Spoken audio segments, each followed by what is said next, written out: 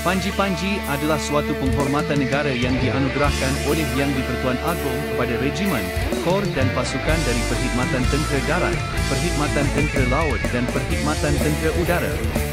Panji-panji ini juga amat penting sebagai identiti serta pemilikan setiap warga pasukan ke atas sikap tanggungjawab, legasi dan taat setia yang tidak berbelah bagi terhadap raja dan negara.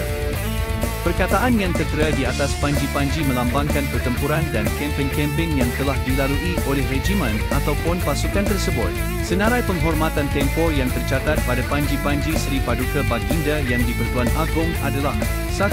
Tanah Melayu, tahun 1941 hingga 1942. 2. Singapura, tahun 1942. 3. Darurat, tahun 1948 hingga 1960. 4.